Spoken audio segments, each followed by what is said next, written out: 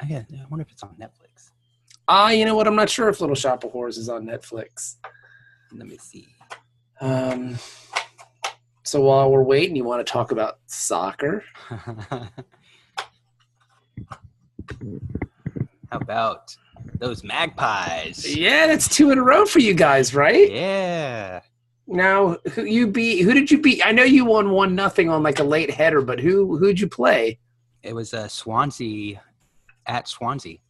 Not bad. Okay. Yeah. So now you guys are what, in the middle of the table, around 10th place with 6 points? To be honest, I haven't looked at the table, but it's probably somewhere around there. I mean, it's not too bad. What is it? 4 games, 6 points? That's not awful. No. It's better than I was expecting. Like, I was hoping for a draw this week. Since we were on the road, I'd be like, well, a draw would be nice. And they have better players than we do.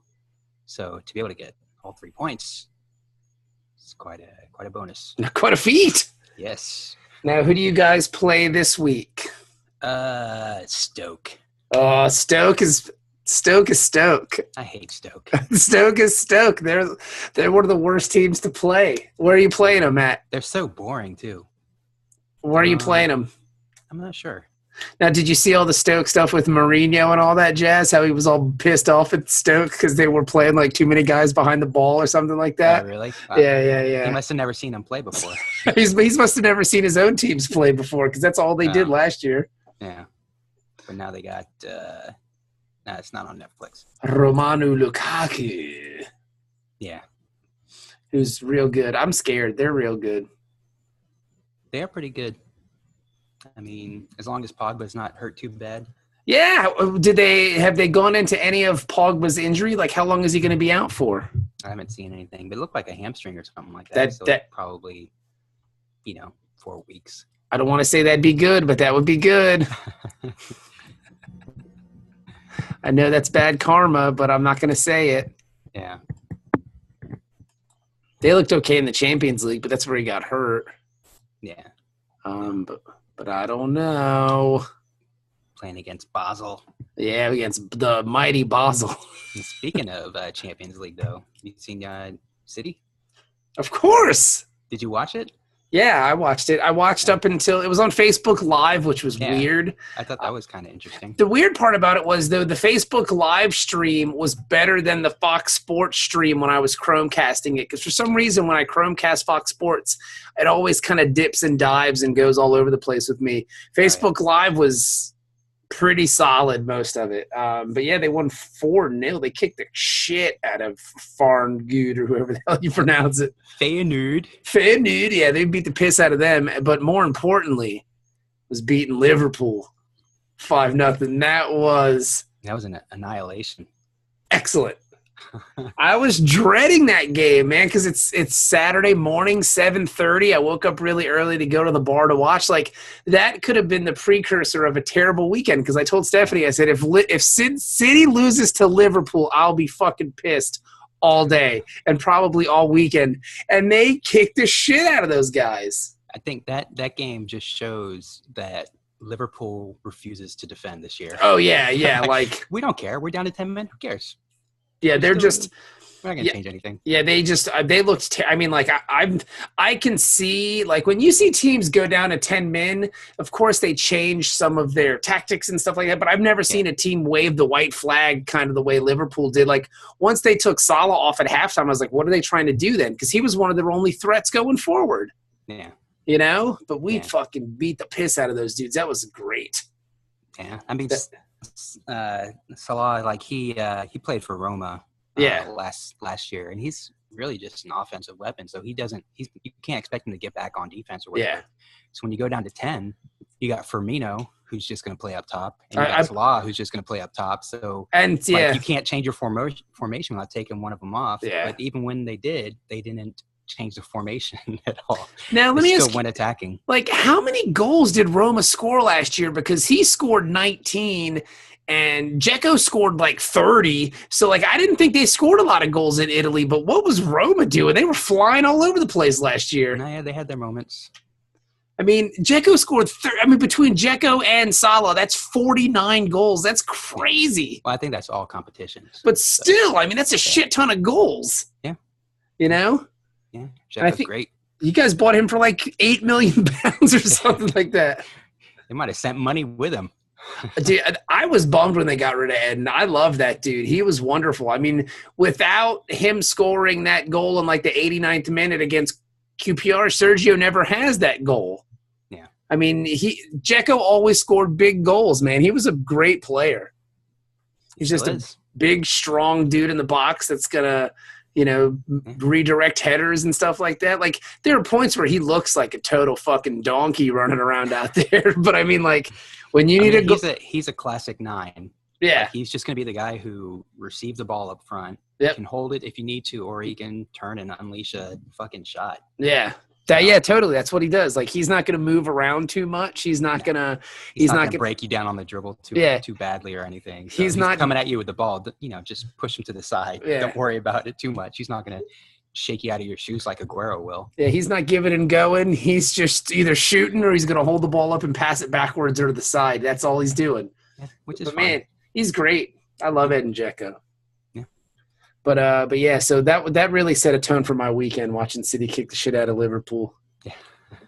I mean, it was just great. Just hearing people complain about that red card, though, it's like, dude. I mean, come on. I mean, like, how do you do it with a straight face? Like, there was a guy at the bar, a Liverpool fan, and he was a red completely because he was a ginger red fan. So he was just red. And when it happened, he was like, "That's not a red card." I was like, "Dude, get the fuck out of here, bro." He came out of the box. I said, if you did that to a defensive player, it would still be a red card. He shouldn't have ducked his head. I said, if he kicked him in the chest, it'd have been a red card. I mean, he went. His foot was 6 feet in the air. Studs out, bro. Like, come on. It's kind of hard to get away with that one. And I'm not saying that because I mean I like Mane. I think he's a fucking great player. He's not dirty in any stretch, but that's a red card every day of the week. Like, what was it? Phil Neville or Gary Neville was like, "What was that all about?" Like, dude, what are you talking about? Like I could, if the ref had just given him a yellow for that, it would have. I don't think there would have been too many complaints, but you can't complain the same way for a red. Yeah. I mean, he was looking at the ball. It's not like he was. Doesn't matter. Peeking at the keeper intent, but intent doesn't matter though. I mean, it doesn't matter, but it can go into the consideration. Yeah, but dude, when you're you're 4 foot in the air with your legs sticking up 7 feet high. I mean, what is your intent at that point? It's not like when Otis Nixon kicked. Who was it that he kicked? I don't remember. No, this is like 20 years ago, but. It was awesome because they had a picture on the front page of the paper with like his foot, like the guy's jersey is just sticking out to the side with like cleats sticking through it. I mean, you can't really say anything about intent, but I mean, because intent doesn't matter. It's not like he was trying to fucking kick Ederson in the face, but I mean, like. I mean, at least the ball was there. Yeah, but still like, I mean, your foot is way too high. Yeah, dude, that's a fucking red every day of the week, bro. Like, come on. Yeah. And then Liverpool tried to, in classic Liverpool fashion, they tried to appeal the red card, and the FA was like, "Yeah, no, I'm sorry." Yeah. that's about as straight red gets. Yeah. Now, did he get a 3-game ban or? Yes, he's got a 3-game ban for that. It's a straight, it's a straight red, bro. I mean, those are the rules, I mean, but I could see appealing that because it's supposed to be for violent conduct. So because you're a one-man team. Because I mean, Mane kind of makes them go. I mean, Firmino's a good player, yeah. But I'm just saying because that's where intent could come in. Yeah, I know. I understand. Yeah, but like, still, well, we'll give him a 1-game ban or 2-game ban instead of the full 3. That's 3 games, baby. Yeah, that's 3 games kicking motherfuckers right in the face. Yeah, I mean, I like Klopp and everything, but they gotta get a defense if they want to. Oh, yeah, they're shit. Like, the fact that they didn't sell Coutinho and buy 2 center backs is just fucking preposterous. And his move was to get, what's his name, from Southampton, Van Dijk. Oh, yeah. When you realize that's going to fall through, where is your plan B? Like, where is your plan C? Where do you go from there? It's kind of like somebody brought up, I was listening to Talk Sport because I love to listen to Talk Sport after the Champions League.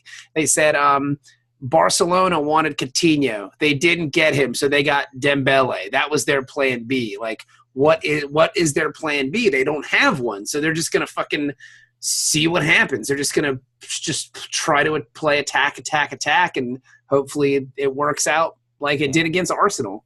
It's been kind of this was a weird transfer window because so many teams had their plan A's fall through. Yeah. Like Arsenal was trying to get Mbappe and, some other people, and that stuff didn't materialize. And Chelsea, like people were just pulling out left and right on Chelsea. Yeah. They went through plans A through G. Well, I mean, they ended up with Drinkwater, for God's sakes. Like, that seems weird to me. The difference is Chelsea has a pretty solid roster. Yeah. Front to back. So, they can afford to miss out on a couple of gambles in the transfer market. Yeah. But, Liverpool can't. They need somebody to defend back there. Yes, they need a defender, and they need a defender. If they don't get a defender in January, then I mean, they'll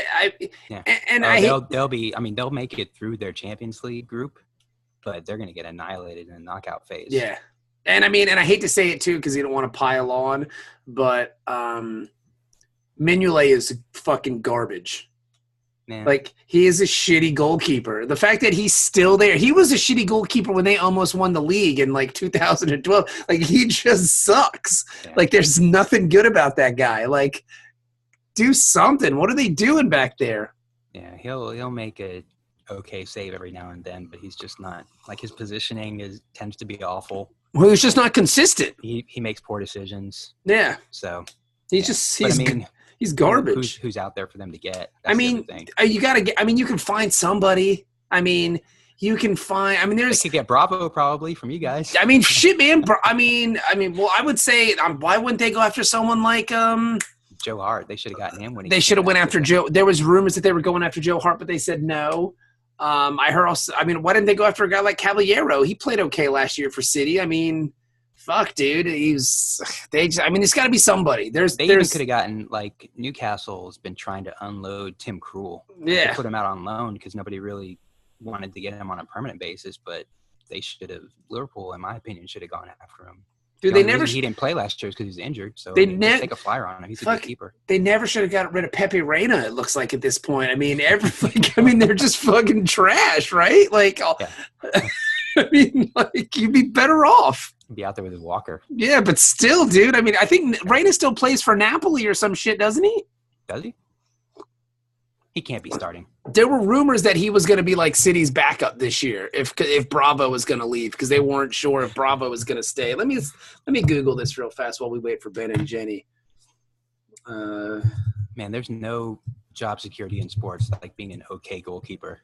Oh, dude. Yeah. Yeah, Pepe Reina plays for Napoli. I think he's the backup. Yeah, so wow. It's not like he's awful. How old is he? 43 or something like that? Pepe Reina is 600 years old. Oh, okay. No. When 600 years old you are, keep this good you will not. He's only 35. Oh, really? Well, yeah, which isn't 100 years old for a goalkeeper. Oh my God, I thought he's a lot older than that. No, he's only 35. Oh, yeah, in that case, it's not. Yeah, Liverpool rushed him out in 2014, and they really haven't replaced him. They've been kind of shit since back there. Their whole defense is just fucking in shambles, bro. They're fucking yeah, dude. Who knew? Skirtle, man. Skirtle was Martin Skirtle. Yep. Yeah, his iron fist was keeping everybody in line back. He was the fucking Nazi glue holding Liverpool Football Club together. Tossing out slide tackles and racial slurs all day. Take that, speak. What? You dirty wetback. What? Yeah, dude. It was fun to watch. He's probably really conflicted when Suarez was there because Suarez was calling. Who did he call Negrito? Was it? Yeah, I forget who it was. I remember though. Yeah.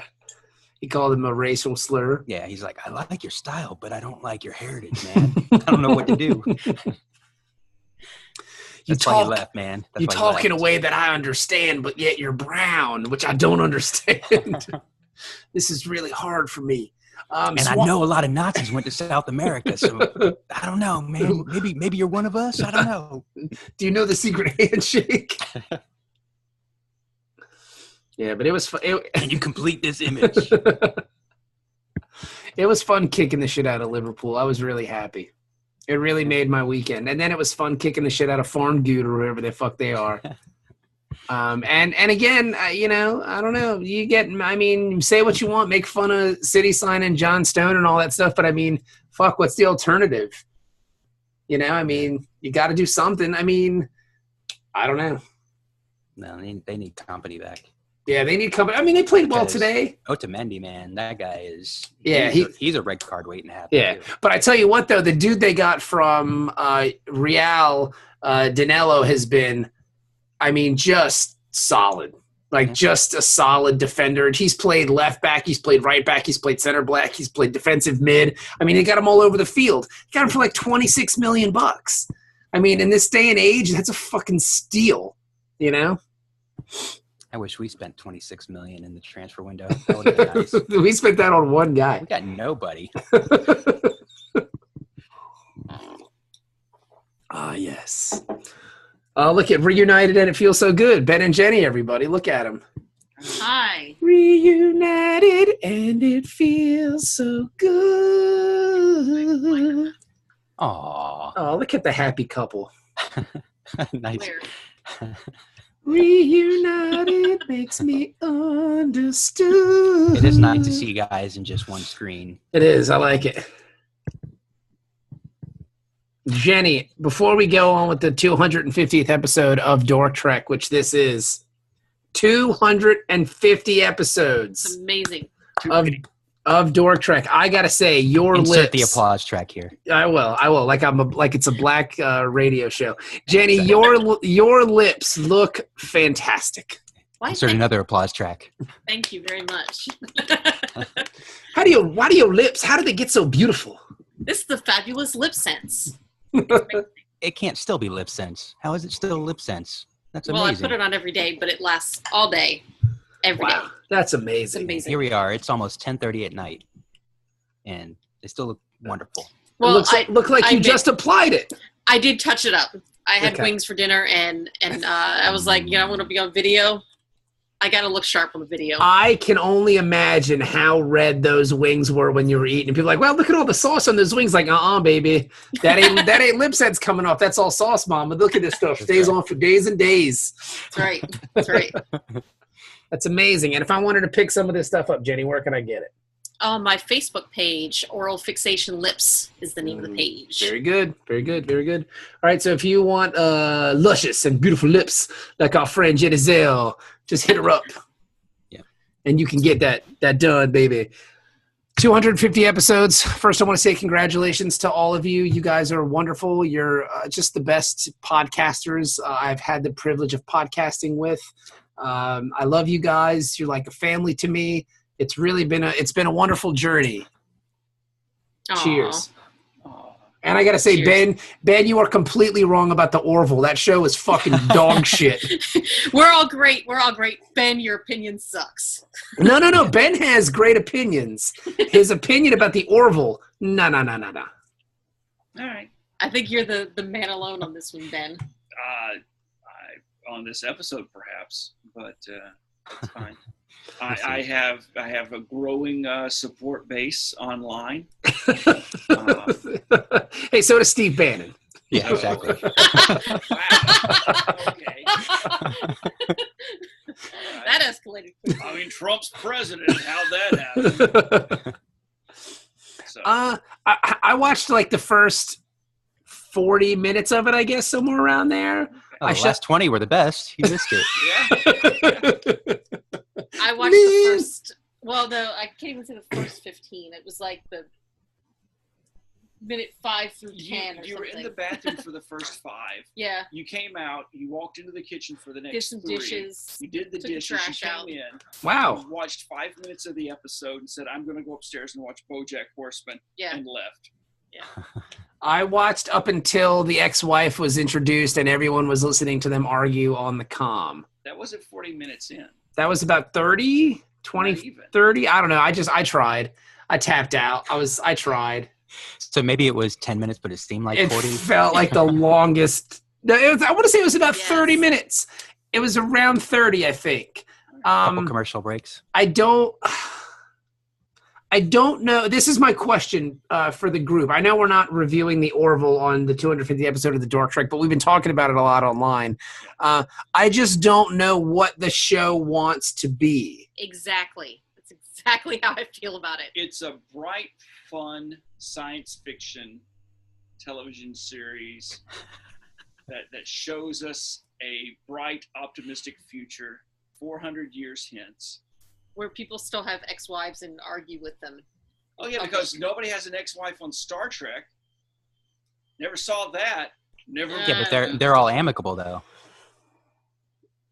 Okay. I just don't know what it wants. I don't know what it wants to be. Yeah. Like, does it? I mean, if they want to be like a workplace, like comedy, I don't know. I just think Space Office. Yeah, like I don't know. Yeah. Like I'd watch that. I'd watch Space Office, I guess. I just don't know. Like, There wasn't enough comedy for it to be comedy. There wasn't enough sci-fi for it to be sci-fi. There wasn't enough drama for it to be drama. Like, it was just, it was in between. I don't know. I will say it looks phenomenal. Yeah. Like, so it sounds like it was made for broad appeal. Like, they're like, okay, comedy fans hopefully will come watch it, and sci-fi fans will hopefully come watch it. And people who like seeing cool special effects will hopefully come watch it. But that doesn't sound like a formula for a successful show in the long run. That's good. Dennis, that's quality analysis. Yeah, and I haven't even seen it. I just don't know how you can hate a thing that you haven't seen. I don't think Dennis hates it. I'm just not interested in seeing it. I just think Dennis is disinterested. I was interested in it enough to watch the first 25, 30 minutes of it. And I mean, they have trailers for a reason. Like, trailers are there to get you interested in a project. And when I saw the trailers, didn't interest me. And especially when they, the press polls that they have for it are like that it's hilarious and blah, blah, blah, and blah. But everybody who's seen it, would you say that it was hilarious? No, I don't. I didn't laugh. You like so the it's show. not the show is not what hilarious. they're billing it as. It's not what they're saying that it is. So right, I think that there a large number of the negative reviews are coming from critics who went into it expecting American Dad or Family Guy or some other kind of Seth MacFarlane humor like Ted or vehicle, whatever. If you will, a Seth MacFarlane vehicle.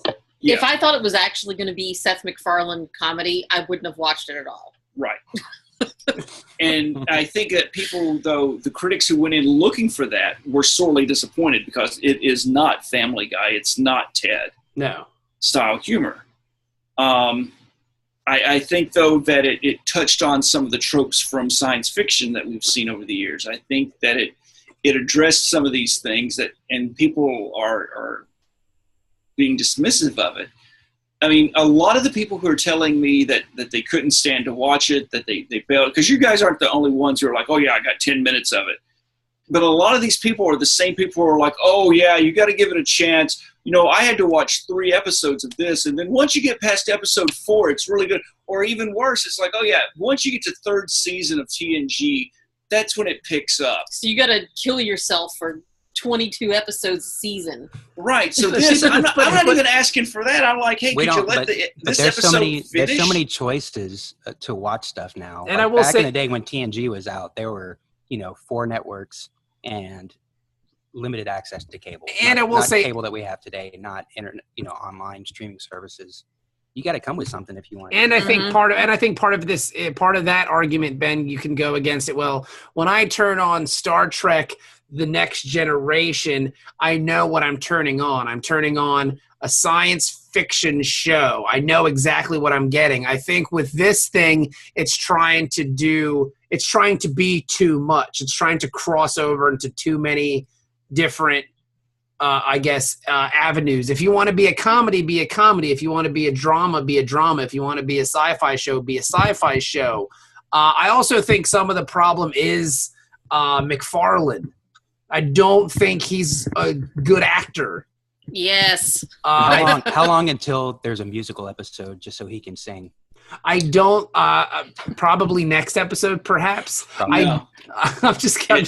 That guy fucking loves to sing, man. Episode 14. It's episode 14. Ben, it's on the road to Klingon.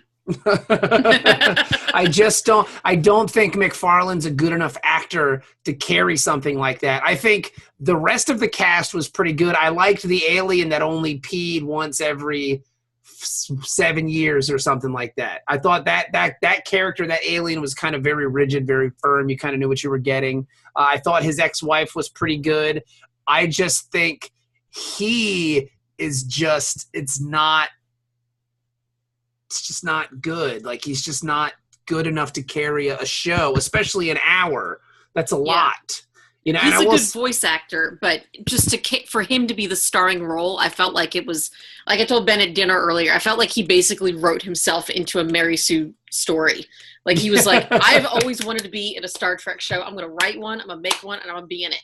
And so like, if the last episode is him looking into a snow globe, then I'll go back and watch the. What if it's the Traveler? The Traveler comes back. Him and Wesley leave with the Traveler. Kelsey Grammer shows up. If this series runs to completion, the final episode planned is that the snow globe is there, but as the camera zooms in on the snow globe, and then as it zooms back out, it's now a cartoon snow globe, and Peter Griffin is holding it, and he does the and then it's the end of the episode. I don't think he's strong enough to have the charisma carry to be a series. And there were points in it where I was watching, like the one scene where he's meeting the crew.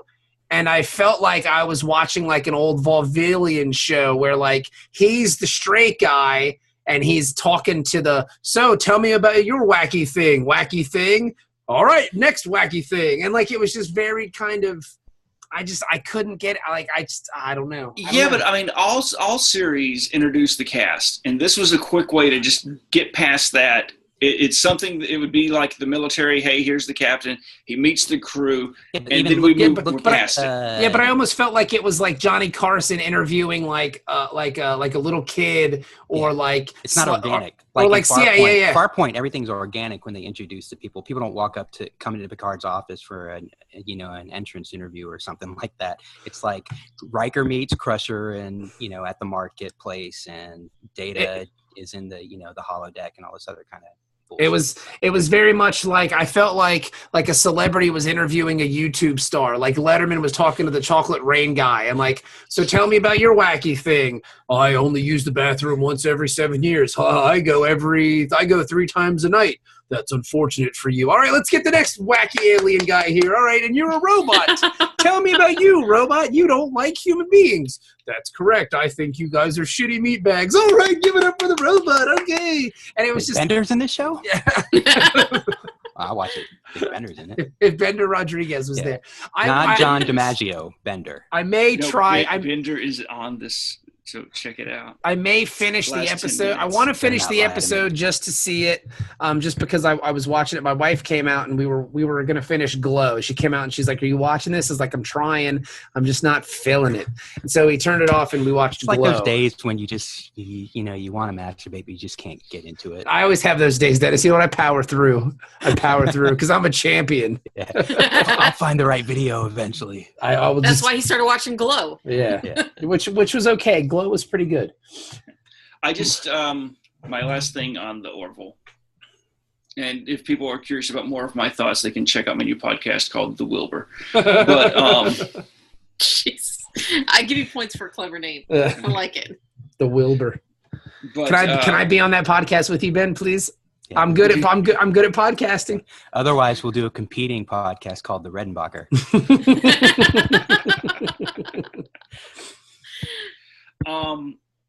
One of my big complaints about Space Movie 2009, or one of my strongest comments about that film, was that I think I would have enjoyed it more if they had taken out all the references to Star Trek.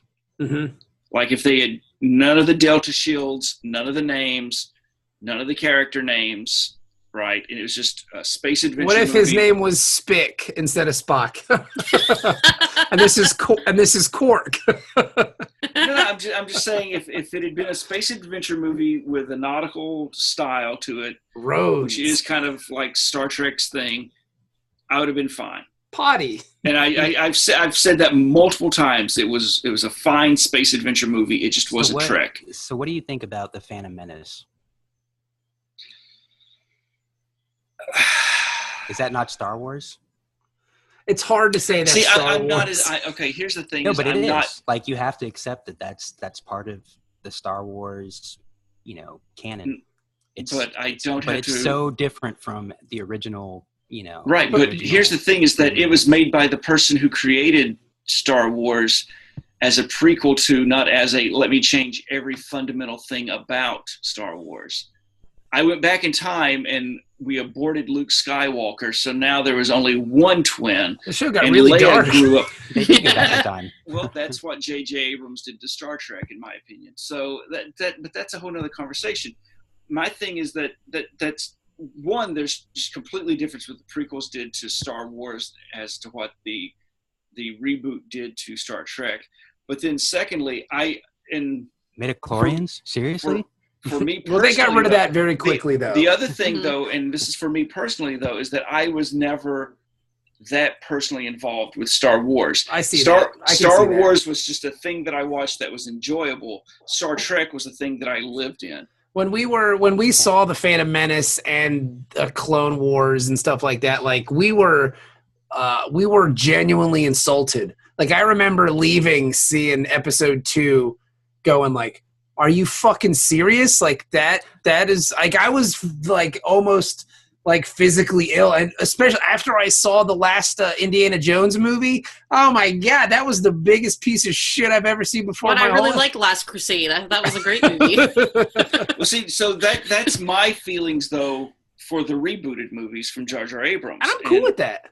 And it's just it's always going to be. And my thing is because of this whole altered timeline, that they're like, oh, but this doesn't change anything. Your Trek still exists. It's just a different timeline. I'm like, all right, fine. Your timeline is off. It's crappy. Sticking its own ass and just done for with me, it. I think there's a difference between this isn't Star Trek and I don't like Star Trek anymore. I don't like what Star Trek has become. Like I don't like what Star Wars became when they made it. The Phantom Menace, the prequels and everything. I didn't like what it became, but I still understood that it's part of the greater Star Wars lore. Exactly. Now, and it's the same thing with 2009. You may not like it. You may not like what they've done with Star Trek, but it's still Star Trek, whether you like it or not. Tino. To Ben, no. Now this is the way. It's funny though because today I saw Wrath of Khan. I just finished it like an hour ago. Right. Amazing. Holy smokes. Like, so I cried at the end when Spock died. Like, it was fucking great. Like, oh man, what a charismatic villain. They don't even, it's basically a submarine picture for God's sakes. Like it's a nautical adventure. It's amazing. So like, as I walk into the theater, it's empty. It's like 20 minutes before the show. And this woman walks in and she's like, "Where is everybody?" I was like, "I don't know." And she's like, "I'm the usher or something." I was like, "I don't know, lady." She's like, "Well, online it said it was sold out." It's so weird because like, there's nobody here. The movie starts in 20 minutes. It's like, I don't know. She's like, "I'm so excited." She's like, so I take it you're a Trekkie too? And I was like, "Yep, I sure am." Wait, she just come sit right next to you or something? No. Her and I are just chit-chatting. Like, we're just chatting before a movie. And Star Trek fans are normally especially, we're strangers, yes, but we have a common interest. So we're talking about of course. We have our common interest going, So she's saying her thing, I'm saying mine. And she's like, I love Star Trek. I love the old stuff. I can't really feel the new stuff all that much. I don't like it, but I love the old stuff. And so I think a lot of people feel the way Ben feels. I think my father-in-law feels that way. It's watchable, but I don't care for it. And I'm at the point now where it's like, you don't like it. That's fine. That's cool. I just, there's a lot of shows that have been around for a long time, like Doctor Who. Like you could be a big Tom Baker fan and not like. Isn't that the drummer from Blink-182? Yes. That's why he left the show, so he could go be the drummer from Blink-182.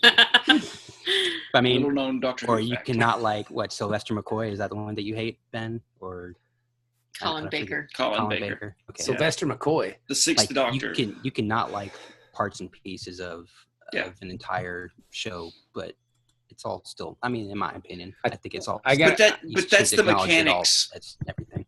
But that's the mechanics of Doctor Who, and I think that's the brilliance of Doctor Who.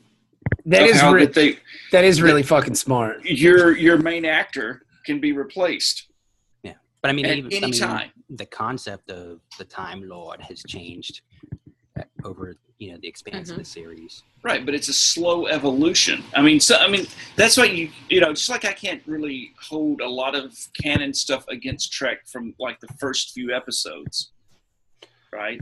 Or TNG from the first few episodes, or anything from because a show's got to get its footing. It's got to establish its network. So maybe that's the problem with the JJ verse, is that it was a movie, it's not a series, so there's no time for them to build their new universe like TNG I agree. I've always said Star Trek is better as a series, as a television series. I think that's the way people want to consume it. We'll see what happens with the new show. Well, I mean, hopefully someday there's a Star Trek series on television that we can watch again. But until that day, we'll just keep waiting. 24th, baby, I'm getting it. I'm in. Man, I hope it's great. Someone shared, I think it was Justin. Keep pretending like you don't like it, but deep down inside, you're like, man, it really is good. Somebody shared the theme song, and they were like, "Oh, see, at least it's harkening back to the original series." I listened to it; it sounded like Game of Thrones. I'm like, my only plus on the theme is that it's an orchestra. Yeah. Type. It's not Rod Stewart knockoff. It's not karaoke. So I'm happy with that. I've got faith in the heart. I think if that show had a better theme, it might have lasted another year. Maybe. Because I love the mistake that they made right out the gate is we don't want Star Trek in the title. A lot of people don't remember that when the show first aired, the title was Enterprise. Yes, it was. That's stupid. And second season was when they added Star Trek Enterprise, because they were like, oh yeah, nobody understands that this is fucking Star Trek. Nobody's watching. That's why they're not watching. Okay. That's stupid. And it's like, no, that's not why they're not watching. They're not watching because you've got this dumbass temporal time war bullshit. Get rid of that. They thought it was a show about a car rental place, and they're like, why do I want to watch a show about a car rental place? I get all they come pick you up. all my points are with Hertz, so I'll wait for Star Trek Hertz. Star Trek Dick Hertz. Star Trek National. Yeah, but I got to tell you though, I got done with you guys saw Wrath of Khan too, correct, Ben and Jenny? Yeah, we saw it Sunday. God, I had tickets for it Sunday in Charleston. Oh, Charleston. And then it was like, oh yeah, there may be a city underwater and hurricane. So let me leave as quickly as let me leave, and I'll cancel that ticket. And then I got the tickets up here. How great was Wrath of Khan? I actually got teary-eyed when the Paramount logo popped at the very beginning. Okay. No, because it has literally been 35 years, over 30, because it was June 4th of 81. So or 82. So it's been 35 years since I've seen that in the theater. And, so I've seen Wrath of Khan. I can't even imagine how many times I've seen it. Right. But when that initial, the Paramount logo is on the screen, and there's that tone underneath as the score is about to start, and then it goes to space, and you've got like the star cluster slowly rotating, and the theme starts. And I couldn't hold it together. Yeah. It was just too much for me. Kind of like when The Force Awakens, at the beginning of that, when they do the scroll or whatever. Mm-hmm. Like, because it just reminded me of watching Star Wars all those times that I watched it. Yeah. Yeah. I mean, I loved Wrath of Khan, man. It was fucking great. Like, everything about it was just top shelf. It's such a I wish they would have shown it on the peninsula. Yeah. See it. It was We were going to come up to Hampton to see it, but it wasn't in that theater. It was choice. Well, one of the things that got me, though, is that on the drive back from the Charleston Nebula, I had the 1995 Leonard Nimoy biography read by Leonard Nimoy. I Am Spock. And is it autobiography or it was a biography? Yeah, I'm sorry, autobiography. Oh, okay. That would be weird if he was reading the biography of somebody else wrote about it. And Leonard said... Well, there's several times when he has conversations in his head with Spock. Huh. And so he'll do it, Nimoy, here's the line. Spock, here's the line. And whenever he's talking about the character, though, he would refer to the Vulcan. Oh, interesting. And so he talked about how they came to the decision to have the death scene in Star Trek II. That was great. And then there was the whole thing that there was a leak, and people found out that they were going to kill Spock in the movie, So that's why they added the Kobayashi Maru death scene, so that it would throw people off, because this is way before internet and things. You've got Starlog magazine and word of mouth. So in this one, when he dies during the Kobayashi Maru, or when he dies, air quotes, it's like, oh, that would okay. It throws everybody off the scent. Right. Mm-hmm. He didn't really die. And now you get to enjoy the rest of the movie, and oh shit, he died. Yeah. Now, I thought was interesting too was, did you guys have like the little interview with Shatner before? Yeah, where they were talking. Yeah, that was really neat. Where they were talking about how the eyeglass scene in space was added on later. Like that wasn't Nicholas Meyer. That was just shot by some dude that they threw in just to bring him back, because you never know. Well, that was the back and forth, I guess, that and Nimoy actually talked about this in his autobiography, that there was, it's like, hey, he's out forever, he's done. But Harv Bennett who produced Star Trek II: The Wrath of Khan, was a famous TV producer. He'd been producing, $6 Million Man, Bionic Woman, things like that.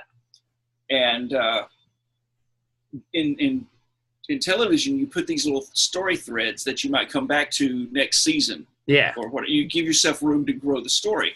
So he was the one who pushed to have that scene with Remember where Spock passes his Katra on to McCoy. They didn't know what it was going to mean, but they needed something, some jumping point that they could do. So they added that. He's like, Leonard, could you do just a real quick little thing? I don't know, it's like, I don't know, I could do like a mind meld thing. Yeah. Could you say something like what? I don't know. What do you think would be it's like, I don't remember. I've got a boner. Well, that was the first take, and they're like, let's take two. Take two. Smell my finger. Take two. Yeah. Don't fight it. You want it. No, what? No. But so, they threw that in there, and then, like you said, it was like, second production guys who did the eyeglass scene, and because Nick Meyer was against it, he was like, no, that it diminishes the death of Spock to have him come back like that. How are we going to make that a fucking Christmas tree ornament if he comes back to life? Like, Nicholas, why would anyone want to make that a Christmas tree ornament? You know what? That's a good idea. You're right. Why would anybody want to make that a Christmas tree ornament? Fast forward to 2016. That still blows me away. It's fucking weird. I could not get that one. It's too much. So what does this Christmas tree ornament mean, Grandma? This is when Spock died. This is where two friends who've been friends for 20 years and one of them dies. You know what? Let's make that a Christmas tree. That was just, that death scene. It's good. It's quality stuff. Like Nimoy's in there. Nimoy's in there playing Frankenstein and stuff like that. Like he's got the big weird movements. It's really well done. But I mean, that was, I think, because people criticize Shatner all the time for being a ham, but I think that scene was some of the finest acting that Shatner has ever done. Oh no, it was great. And the pain in his voice when Spock finally dies, and he just kind of that he does as he realizes it was too intense for me. And like when the camera kind of pulls up and then like he's like Kirk kind of spins backwards and they're kind of sitting back to back and he slouches over in the glass. Like that was great, man. And then even if they added it later, his eulogy speech for Spock I got a little misty-eyed on that one too. It was great. That always gets me. Yeah. Oh yeah. God damn it. When Kirstie Alley starts crying, I'm like, I love the inside story about the Kirstie Alley thing, though, is that she'd actually swallowed wrong just before they said action. And so she had like a tickle. She had a tickle in her throat, and so she was literally holding back because this is her first movie. Yeah, so introducing.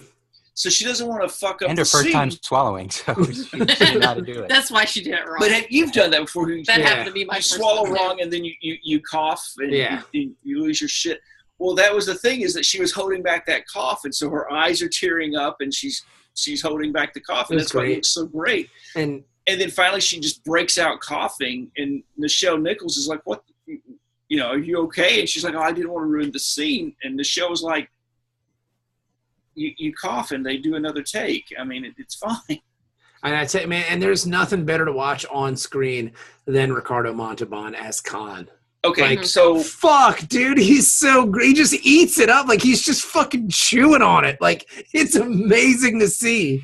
So the rumor for years was that he had a prosthetic chest piece. Yeah, that was the hot, and I still think it is. I mean, No. Because after watching this No. and now seeing it as big as, just right there on the big screen, and really looking, there's a couple of scenes where Really he looking gets, at his chest. well, there's because- obvious scenes where he's got like man boob cleavage. Yeah. Yeah, there's scenes where he gets like under goose boob. flesh. Yeah, On and it's like prosthetics don't get goose flesh. yeah, like I'm old. sorry. Yeah, he was fucking good, dude. I mean, guy, he's just chewing it up, bro. Just he's fucking amazing, Ricardo Montalban. Love him. I love him. Like, Khan is awesome. Yeah. Like, I just- see when Harv, because like you were saying, Harv Bennett watched all 79 of the original series Yeah. to look for somewhere as a jumping off point for a new story. It's perfect. This is City Alpha 5. It's like, dude, whoa. He's so awesome. I tried not to ruin the movie for Jenny by doing quotes. I mean, I kind of caught myself during the Kobayashi Maru, so I was like, okay, you know what? Just do the background. Don't do any of the foreground knowledge. So when he opens up the doors and he's talking to Savick, and it's all smoky and stuff, and the background voice, blowers on, and stuff like that, and I'm like, no, stop, because she's over there like elbowing and stuff. So it's like, okay, just. It's bad enough when we're at home watching it on TV, Yeah. but we were in a theater. Like the first time I tried to watch, Because if other Trek nerds in there start hearing it, then they will. Like, oh, it's They're all fair gonna game. do- Let's yeah, go. It's on. Well, when the scene where he yells, Come on, everybody. is coming up, right? And it's coming up. Khan, you There's- bloodsucker. Well, there's like, like a bad marksman. You keep missing the target. But there's this group of people in front of us as it's getting closer, and they start looking at each other. And they all look back to like one member of their group, and they're like silently. Like there were like three people, and they all look at the same guy sitting there, and they look back, and they're like silent. everybody's like covering up his mouth. Like no. so they know he's going to yell it out, and he's like, silently. Dude, like the Khan line is awesome, but I love the Khan, you bloodsucker. You're like a marksman who keeps missing his target. It's so fucking great. I think my favorite underrated scene in that movie is when he gives them 2 minutes to look 60 up seconds. 60 seconds to look up the information on Genesis, but they keep him on the screen. So he's sitting there talking to Joaquin, and Kirk and Spock are pretending to be talking or looking up the codes or whatever. Yeah. And then Just he keep keeps nodding back, like I'm giving orders. Captain, Captain, we're waiting. time is something you do not have. It's just fucking great. And like now the guy, and I love, again, I don't want to feel like we're reviewing the Orville and Wrath of Khan on this episode. It's fine. But it's wonderful how many people Khan is avenging in this movie. Like at first he's avenging his wife who's died. And then like when Joaquin dies, I will avenge you. It's like he's just fucking He should have joined the Avengers, man. He's just avenging everybody. He's literally I'll avenge you. I just imagine him like when they go back to the scene on the Enterprise, like Khan's on the bridge of the Defiant going, not the Defiant, but the Reliant going, and I'll avenge you. I'll avenge you too. I'm going to avenge you. And that guy over there and him over there, I'm going to avenge you. Everybody's getting avenged today. Burnt part of my face. I will avenge you. I will avenge you. I will avenge you too, Hair. Well, no, that was when before Star Trek Next Generation, and they established that the Reliant was a Miranda class starship. Mm-hmm. But before that, there was a set of fan blueprints that just were like de facto canon until it was changed by something in canon. And the blueprints referred to it as being the Avenger class. It makes sense. The Avenger. It avenges everybody. And so, NCC 1860 was the Avenger. And it was like I didn't, for years, until I read an article in Starlog about it, catch the joke that is like, that's why it's the Avenger class, because I will avenge you. I will, and like you said, does he say somewhere in there that he'll avenge himself upon, or he'll avenge himself upon you or something like that? Well, no, but he... Is that a line from Moby Dick? Because if it is, he did say it. If not, then no. Oh, okay. Because he quoted the that hell sticks out in of my Moby mind or Dick. something. Like when he's triggering off the Genesis device, he says something like, "I will avenge myself upon you." No, for hate's sake, I spit. Yeah, that's the last. That's the last line. Yeah. Nah, now I gotta watch it.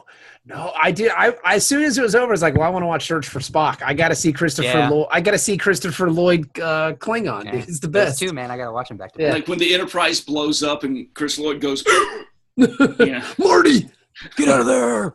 I don't know, man. It's wonderful. Like Wrath of Khan is a great fucking film. Like here's the thing. I mean, I hope they keep this up, and so on the 35th anniversary of Search for Spock, they re-release it. I would watch that. I'd go see it. I saw that in the theater when I was a kid. I remember seeing that when I was in the theater when I was a kid. They should do them back to back.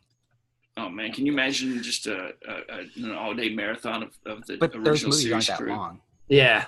So they could do it easy. It'd be like watching one Avengers movie now. Yeah. I would watch or Batman versus Superman. I mean, it's fucking amazing. Like it's just it's such a great film. This is something you and I talked about, Bob, a while back. With if you're going to do a podcast, do something about something old, because the whole nostalgia thing. Yes. And I'm looking. If you look at these Fathom events that are coming out now, you had Star Trek 2. What was it? 2 weeks ago, we went to see Close Encounters of the Third Kind. See that on the screen? That was another one that hit me. Just to get the 5 notes booming, into the theater. It was just like, oh my God, this is the way this movie is supposed to be. I never saw Close Encounters at the theater. Really? When that first came out. Interesting. Or, it came out and then there was a re-release. I never saw that. So this was my first time seeing that movie in the theater, and it's like, holy shit, this is the way you're supposed to watch movies. I'm totally going to see Little Shop of Horrors, because that's on the 29th and the 31st of October. I fucking love Little Shop of Horrors. Steve Martin is amazing in that movie. I might have to go see that too. Yeah. It's Rick Moranis. I mean, of course, Rick Moranis. But I've always loved Steve Martin. I think that's part of the reason why when I was a younger lad, I liked John Spencer Blues Explosion, because in my head, John Spencer Blues Explosion sings like Steve Martin in Little Shop of Horrors. Like it's very close. It's very close. Like that weird kind of rockabilly, like silly voice. I fucking love that movie. I can't wait to see that. I'm so stoked. I'm debating if we can take the kids. I don't know. It might be too much, but it's silly. It's a little I don't know. We're going to talk about it. But man, the Kobayashi Maru, what a movie. What a great movie. Yeah. What a fantastic film. It like I said, it was it's very perfect. hard. It's perfect. It's a perfect film. Like it really is. And the fact that I was telling my friend Kevin, one of the Word Bros, the fact that you're able to do all this and Khan and Kirk don't appear on screen together. Right. Like they're not they're not face to face, but they're not face to face to each other. They don't have like some big epic fight, which I guess according to Kirk would make sense because he said Ricardo Montalban was in a walker by then. So I don't know. But I mean, which would make sense. You couldn't have that fight. That's what Kirk was saying in the interview before. I guess really? Shatner did an interview, said like when he first met him for space. How did he do the Naked Gun if he was in a walker? I'm just telling you what Kirk said, bro. I don't know. Like basically he could walk for a little while, but then as soon as his scene was over, he'd have to lean against something or lean against the walker or whatever. That's why there's a lot of scenes with Fantasy sitting? Island where he's standing, stationary. Okay. But yeah. But that's also why his chest, like in the pre-interview, he was saying he's got that buff because he's such a macho guy that, okay, my legs don't work, so I'm just going to work the fuck out of my upper body. Right. It was good, dude. You know what's good about it, too, is I don't know when I saw Space Seed. Like, I was an adult by the time I saw that episode of Star Trek. But you don't have to see it to enjoy and to understand how much Khan hates Kirk. Like, it's perfectly clear. Well, I mean, as soon as Chekhov sees the books, and he's like, holy shit, and he looks at, oh no, we must get out of here. It sounds like fucking Dracula, you know? And it's great. Everything about it is great. And I wonder why he left the one glove on. Like when he unrobes, he takes the one glove off, but leaves the second glove on. Like I'm waiting, like, when is he going to take the other glove? It's good for the Michael Jackson style. Exactly. It was, it was in at the time. He never took the favorite glove pop off. singer. Never took the glove theories off. that his hand had been damaged or hurt over the years. Yeah. somehow. Because later on, after the big explosions, and he lifts the fucking big piece of metal off of him, and then he's holding his hand when he's doing when he's exploding the Genesis device, he does kind of have his hand in like some weird kind of cradled like motion. So it could be, I don't know. But it's one thing that always just fucking chews it up, bro. Oh my gosh. The Joachim death scene.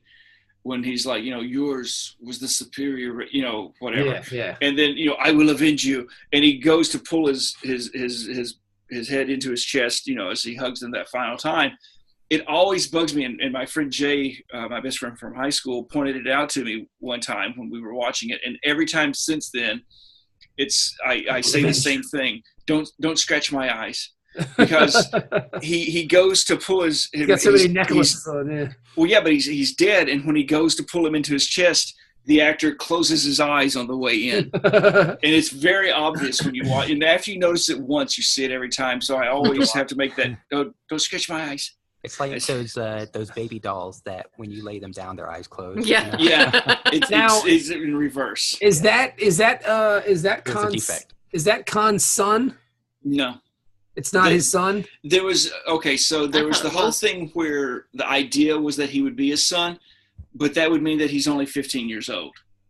Okay, that makes sense. All right. And so that wouldn't, work. The cast were mostly, for his crew, were mostly too young to have. Oh yeah, they were all too. Yeah. Because they're all like hot bodybuilders. Like they didn't have any food and stuff, but like they clearly had fucking barbells and stuff. Because I mean, most of them protein shakes. Most that's of all them they had. were Chippendales dancers. Really? What? Honest to God, they were. Most of the guys were Chippendales dancers that they went out. They're like, hey, we need hot guys to be background players and extras in this movie. We need a bunch of hot men for this movie. Like if they had made that movie 20 years later, it would have been great for a bonus feature to have him dancing on the bridge of the Reliant, like doing a number or something. Now the Reliant isn't if Kirk listens to Savick and puts the shields up, the Reliant has no capability of keeping up with the Enterprise. Is that correct or incorrect? I mean, it would be a good fight still. I mean, Enterprise is a heavy cruiser, Reliant's a heavy frigate. I mean, the Reliant's not a wartime ship, though. It's not like it's not built for battle. Well, no more than the Enterprise is. I mean, they're both science exploration. Yeah, but at the same time, they're armed. I mean, the phase cannons on Reliant. We're not military. We're Starfleet. But scientists have been pawns of the military from the beginning. And, that was a great line. I love that line. But I mean, America was still in that whole anti-war mode in 82. Butt trick. So. That's the part of the movie that I always forget about. Like Merrick when they're debating about giving the technology over to Starfleet and stuff. Like every time I see it, I was like, was this a deleted scene or something? Because it's just the whole Kirk Khan thing just dominates the movie. Yeah. To where the B story you forget about. Exactly. Merrick butt trick. Yeah, but I mean, well, yeah, and he was actually on an early episode of TNG, which is kind of fun. Drug. Yeah, he died. Drug episode. Yeah, he had the HIV, I think. Yep. Yeah. And no, so it's now I'm mixing in with the Heathers, but no, the whole thing though with the scientists and everything. It's just, I don't know. Jeez, those field jackets. The look of this thing. Bob Fletcher's, costume designs. Those uniforms are fucking great. It's phenomenal, and it held up for then the rest of the things. Even the science uniforms, their little like cut off jacket, like jacket vest or whatever that they have. Those things are pretty cool. I had a problem with the pants on these uniforms, though.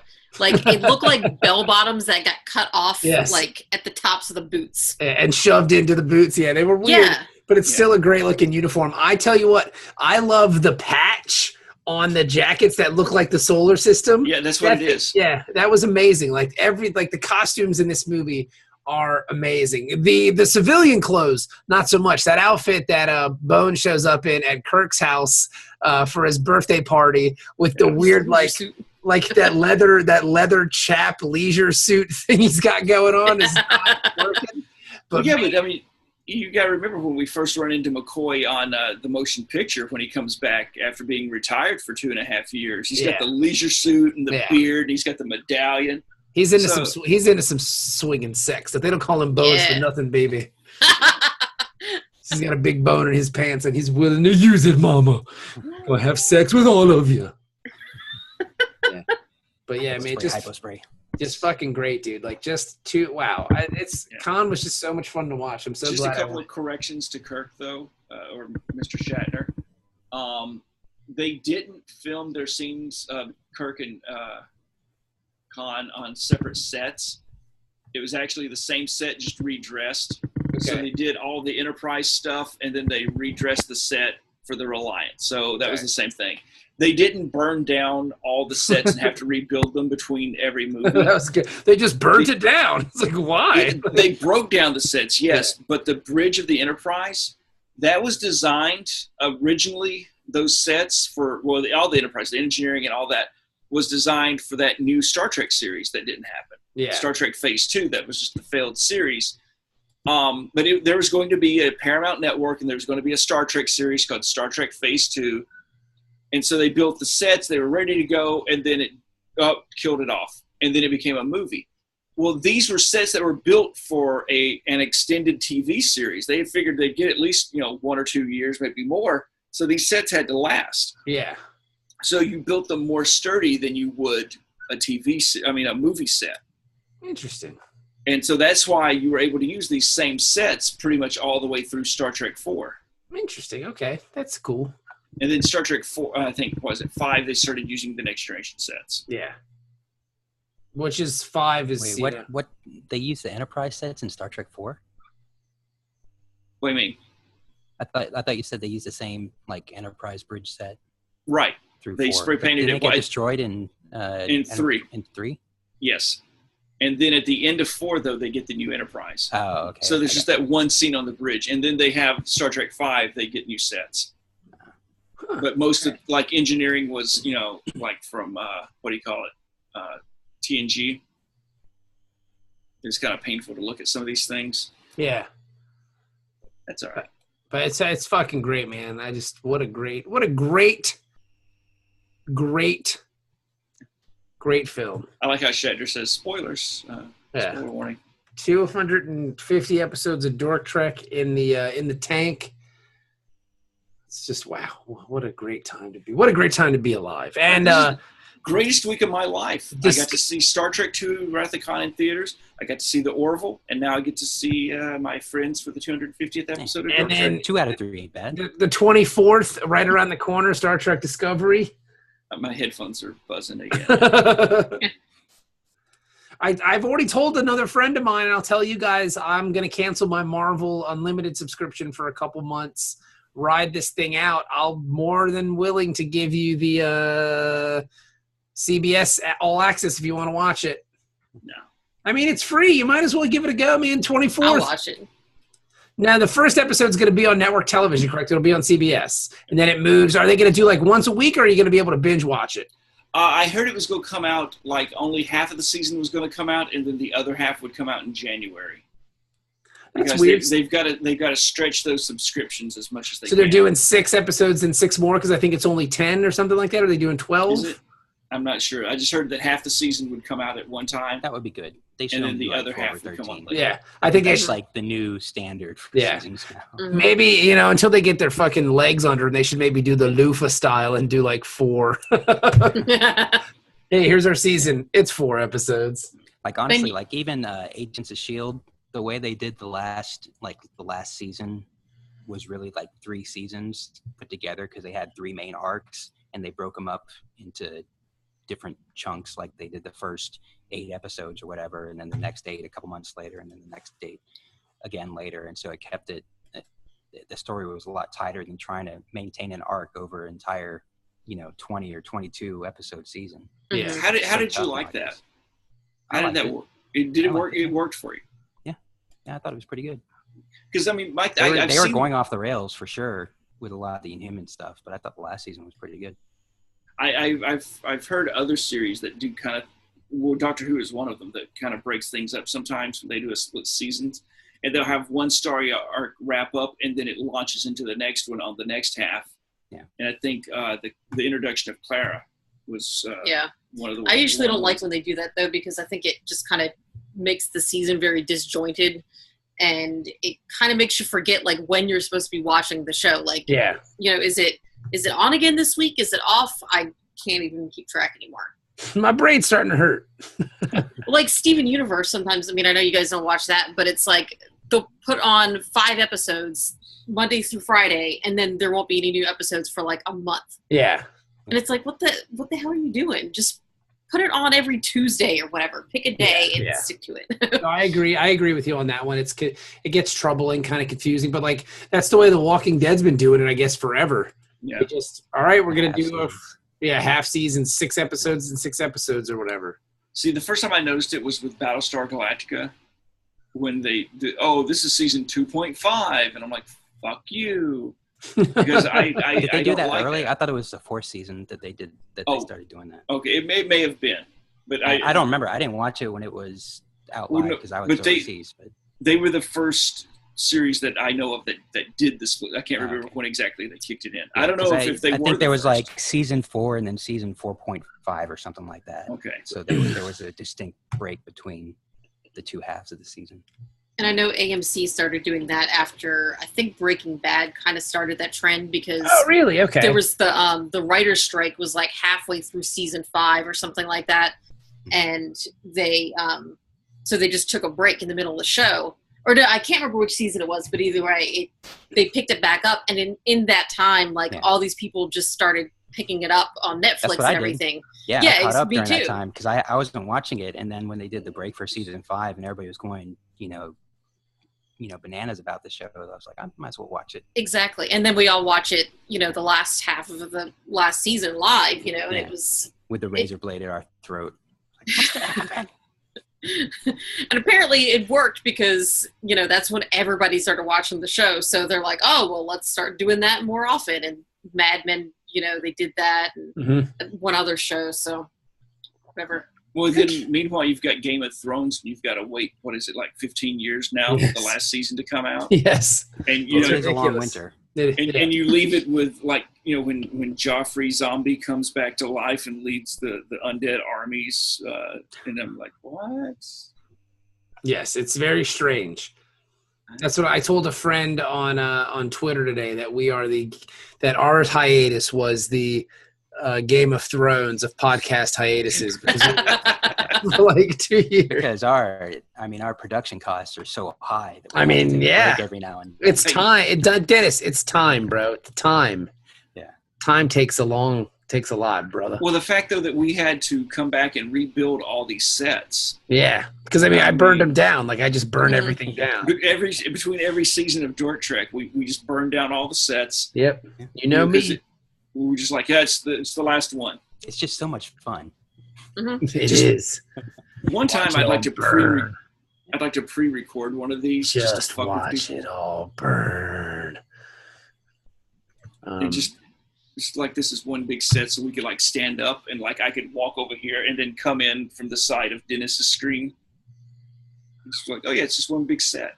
Just burn it to the ground. This is a 3-camera sitcom. Yeah. Yes. Unless I'm on the road. Yeah, and I can't say that about the Orville. I don't understand what it is. To bring it back around. It's its own genre, man. It's just not a good genre. I think they should definitely I think I might like it more too if there was like, give me a different actor as the captain. Yeah. Absolutely. You can find somebody else to do that job. Patrick Stewart's his boy. Why didn't he bring in Patrick Stewart to be the captain? That would be Jonathan Frakes is actually directing one upcoming episode. So that's behind the camera. I'm talking about it's like he's just doing like a fan film. Like that's all it really is. Like he's just doing a fan film and like trying to make some of it funny, but it's get Tim Allen and really confuse people. I mean, is this Galaxy Quest? It kind of has it's like Galaxy Quest, but not funny. Yeah. The Galaxy Quest, though, that was meant as a comedy, and it was meant as a spoof on Star Trek. Yeah, but I don't know what this show is. Is this show like a sci-fi show that's supposed to be funny? Is it a funny show that's a sci-fi show? It's a sci-fi show that has humorous elements in it. That should be funny. here's the thing that we discussed at dinner, and just because Jenny's just like, no, you're wrong. In 1938, Jesus. America. Are you talking about the Nazis, for God's sakes? America was Hold it, 1938. The year was 1938, and Czechoslovakia fell. And America was in the grips of the Great Depression. Then, in a metropolitan newspaper called the Daily Planet, that was the thing, is that Superman came along, and all of a sudden it was this bright spot of hope and happiness that we could have in this dark, gritty world that we have. Uh-huh. We are now in a dark, gritty world again, and things are pretty shit.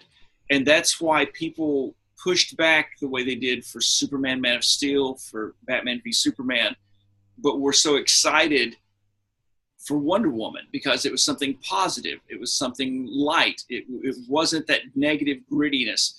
And I think that's where Orville... No, because Wonder Woman was good. Batman vs. Superman was bad. Exactly. It wasn't anything but dark and gritty. Right now, the world is... The I agree Dark with Knight. The Dark Knight trilogy is pretty dark and gritty.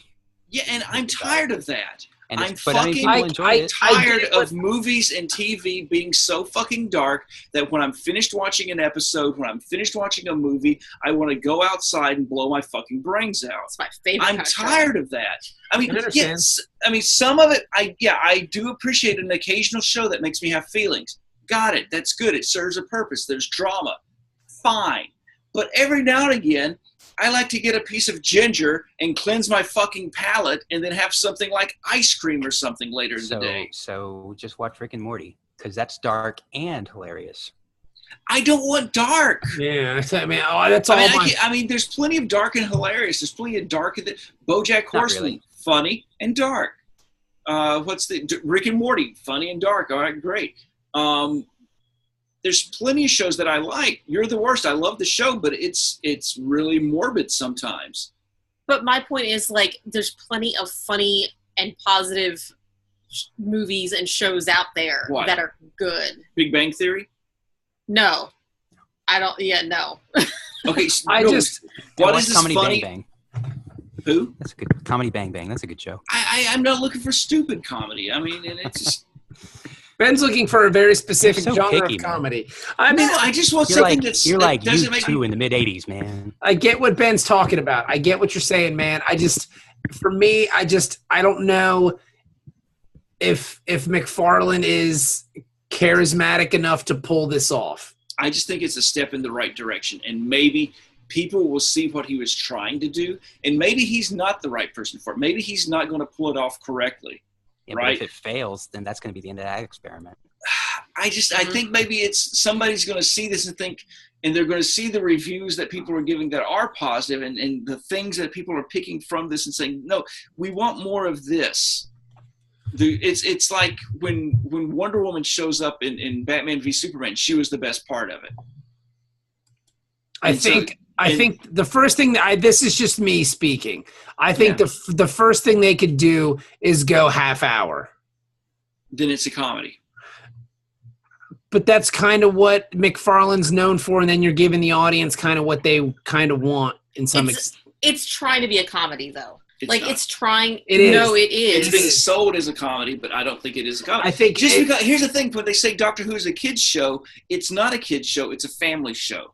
This isn't a comedy. This is just—it's like the difference between DC movies and Marvel movies, where DC has no jokes and Marvel movies aren't comedy, but there's humor in the movies, where they make those little quips. Yeah, but those are just watch your language. Yeah. But that's just like little one-liners in something that's overall more serious. This show kind of has a light-hearted tone with light-hearted kind of banter back and forth, like the scene where the two helmsmen come together, and he's like, "Hey, man, I just wanted to come in and say, hey, it's nice to meet you. My name's so and so. Nice to meet you. Right. So, what'd you get suspended for anyway? I was shooting a porno." I let my brother shoot a porno in back of one of the things for some pills. Really? No, I'm just kidding. Like, like that's a Family Guy joke. Mm-hmm. That's a joke I make. I make jokes like that, though. But my point is, like, if you're going to go that direction, it's going to be a comedy, whether you want it to be or not. You know, like I think the closest when the guy was like, "Well, can I bring my drink on to the bridge?" The other guy was okay with that. I was just like, "Huh, that's." And then you see him with the drink later in the episode. Which was he's drinking his soda. Isn't it like a fountain drink? Yeah. So they got fountain drinks in the future now? They got the Coca-Cola freestyle. But we're supposed to take the show seriously? I just don't know what, because like the shift, it's just like it doesn't have a set tone. Like it's not a comedy, it's not it's like just be one. That's all I'm saying. Just like pick one thing that you want to do and kind of go with it. If you want to, you can be a sci-fi show like Ben is talking about with the Marvel movies and have funny lines in it every now and then. You can be Iron Man and have Robert Downey Jr. I mean, this is the first scene of the movie where Robert Downey Jr. is talking to the people in the thing. I don't want to see this on your Facebook page. You know what I'm saying? That's the first couple lines in Iron Man when he's talking to the kids who want to take photos of him. Can I take a photo of you? Like so you can still have an adventure flick and still be funny, but it seems like they're trying to push the comedy too much. And then when it's time to be a sci-fi show, they're dialing that back and then pushing it's just pick a tone, like just pick what you want to be and then just go with it. Does that make sense? Mm-hmm. And I think McFarlane is so much a comedy writer that, you know, whether or not I like him personally, I think that's what he does. And I think that's just what he needs to go with and just make it a comedy show. Has he been in anything good as a live action actor? Because I don't think that, 1 Million Ways to Die in the West? I enjoyed that. Was it? That was pretty funny, it wasn't very actually. successful, though. No, I didn't do well. It's too bad. But, like, I don't.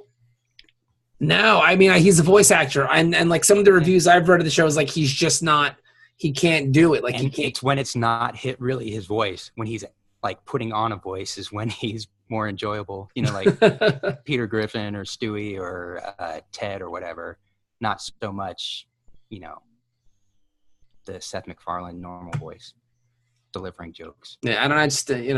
I don't know. Get a new. Like this new Starship Captain. He sounds just like Brian from Family Guy. It's really weird. And he's a terrible actor. The least funny character from Family Guy. Okay. And he's also a terrible actor. I don't know. I mean, I'll give it another try. I mean, I'll watch it. If nobody's around. Because he's probably a sociopath. That's just me, though. I don't know. No, it's just we're judging it by, one episode. Well, not even you guys are judging it from parts of an episode. I watched the majority of it. I mean, I figured it's a 45-minute show. I probably watched 30 minutes of it. My wife came in and I was embarrassed. It was like I was turning off porno. You're like switching it over to Pornhub. No, I was watching porn. Seriously. She was like, well, do you want to watch Glow? And I was like, yeah. And that's the world we live in now, unfortunately, where it's like, hey, you're watching network television. Do you want to see what's on Netflix? You want to see what's on Amazon? You want to see what's on Hulu? You want to watch some stuff on YouTube? I'll watch it. I mean, Ben, don't take it personally, buddy. I feel like you're a man on an island here, and we're all attacking you. And I just the fan base that's growing online will continue to grow. I doubt we'll get the 6 episodes that are filmed. No, it's just the same few people are all just finding each other. Well, I mean, if it's good, hey, you know what? Maybe we're wrong. This is the Jonestown of fans. You're all assembling together, and you're all gonna, watch the last episode. I have noticed a surprising amount of people actually enjoy the show. Like, I thought it was just gonna be like a giant flop, and Ben just gonna be like, "Am I the only one that likes this?" And I'll be like, "Yeah." Anton came out in support of the show. My best friend Jay from high school liked it. That's you sound like Donald Trump now. No, I know plenty of people who like it. Smart people, the best people, like this show. Funny people. Ed Carden from the Pushers here in Norfolk came out in support of the show. I don't know who that guy is. I'm sure he's great though. So, and again,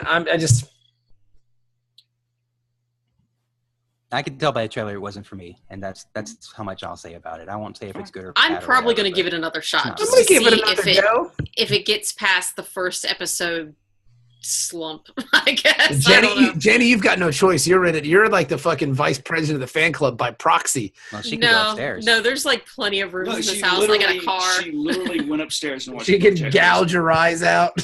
I thought about it for a second. I am interested to see what happens though with Discovery. Mm-hmm. I mean, here's the thing. As much as I hate it, and as much as I feel that this is just a continuation of the Jar Jar Abrams bullshit, I will continue to watch it just as much as I watched all of the Jar Jar Abrams Trek, because it's Trek. Mm-hmm. And some derp-ass little kid somewhere, it's like being the fastest gun in the West. They got to come at you shooting, so they, oh, you don't know everything about Star Trek. You haven't even started Star Trek Beyond. Okay, eat my ass, you little prick. I have. And the fuckers who's like, oh, you can't hate something if you haven't seen it. Motherfucker, I sat through all of it. No, I can surely hate something I haven't seen. I do it all the time. No, but I don't want that fucking criticism. When you're like, well, you fucking hate something you haven't even watched it. Well, bitches, I did. All right? I have seen every minute of everything with fucking Star Trek in the goddamn title. So eat my fucking shorts there. Eat my shorts. Wow. I've been fucking watching this since.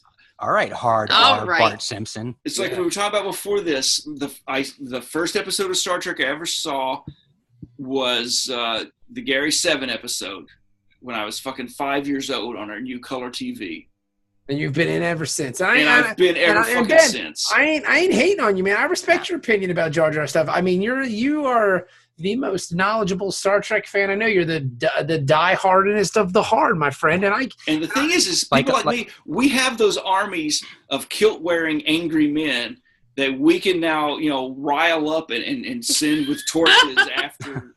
Anybody. Ben, believe it or not, I can relate to how you feel about Star Trek, because when the first X-Men movie came out, when I was a kid, I read X-Men comics nonstop. I was always reading it, and I always was hoping one day they would make a movie. And when that movie came out, it wasn't what I imagined that it would be. They changed some characters' backstories, and even like slight changes in power sets and stuff like that. And after watching it, I was upset. I was like, man, this sucks. It's not any good.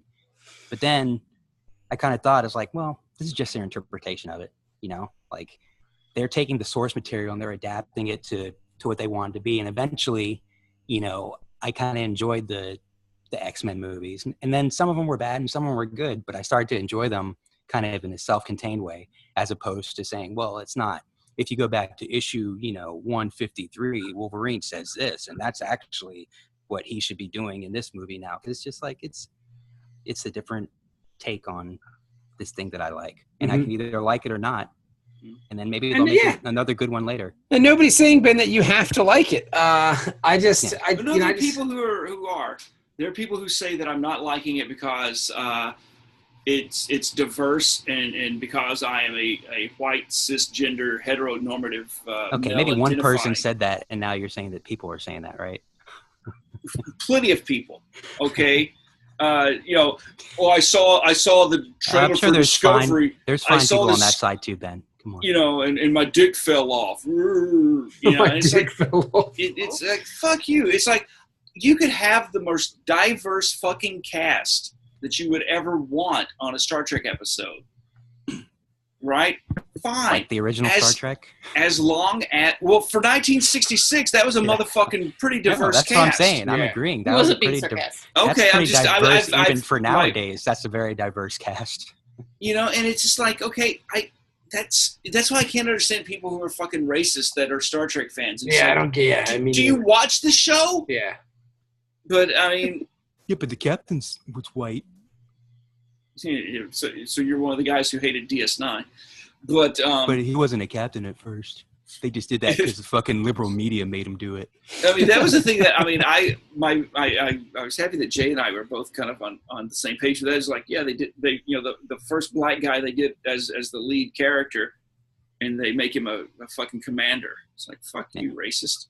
But, of course, Admiral Cartwright was black, and he was Kirk's boss. So yeah, and he was also a rapey guy from. He was a traitor to the Federation too, but that's besides the point. Oh wait, he didn't actually do the rape back on Kill a Mockingbird. They just he didn't do the rape. I don't think he did the. Would you just skip out on the trial? Well, in the Alabama editions of the book, he was just there to bust up a shiffer robe. He was just hanging out. Yeah.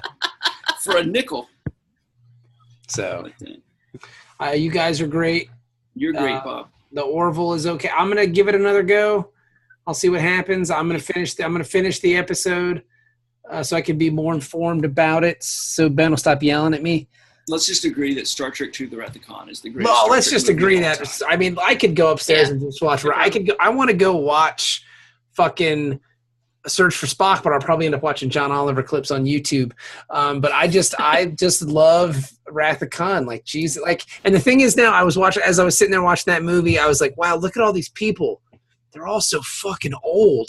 Like, you would never get that now. Like, it's like a goddamn fucking geriatrics movie. Like, I mean, everybody in that movie, they're just old as fuck. That would never happen now. Shatner turned 50. That was the thing at the beginning. Is this was Kirk's 50th birthday. Yeah, and like if you look at what's her face, the Dr. Marcus, she'd have been replaced by like a 28-year-old like hot chick, and it's so nice that things just kind of seem so much more natural and organic, I guess, in the ways of it all. It was just a fucking great film. It's so wonderful. And I gotta get one of those uniforms. Before I die, I must own that goddamn uniform. Yeah, I was so close to pulling the trigger. It's perfect. I mean, to get the full thing with all the pins and the boot, it's fucking amazing. It was going to be over $4,000 to get like the custom made, the whole thing. Custom made from head to toe. And even think about couldn't.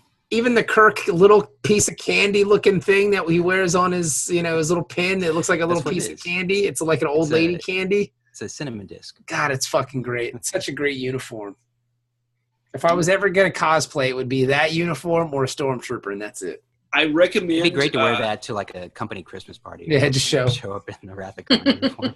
There's a guy that open because you're cash. You know what I'm saying? Yeah.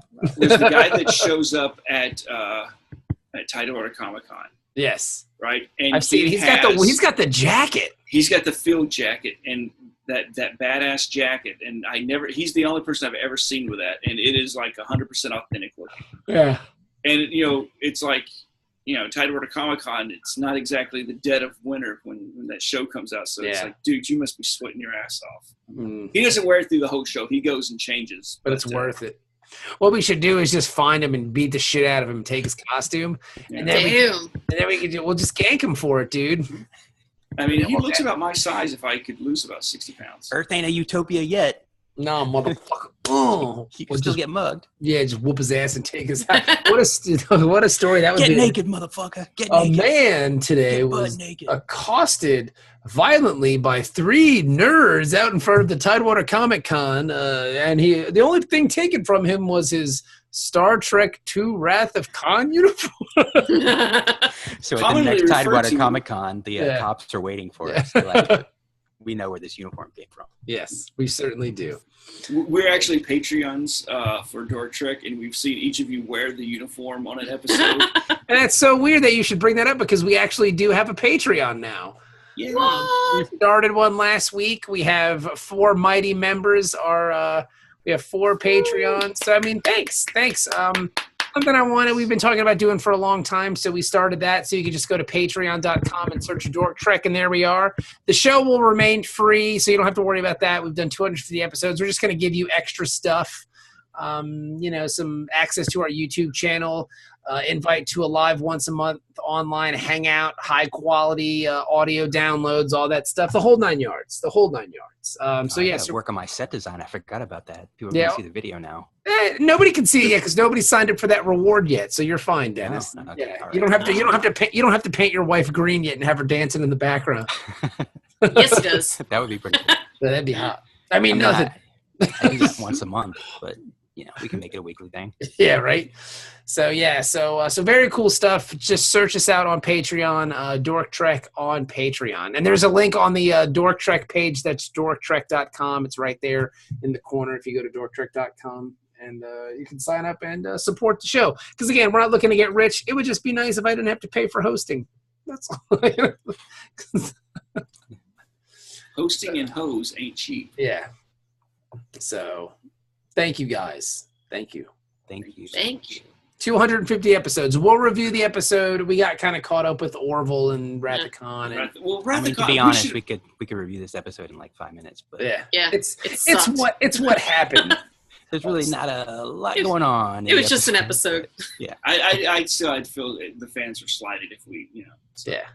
I think we should have just dedicated this entire episode to our 250th and Rathacon. Yeah, Rathacon.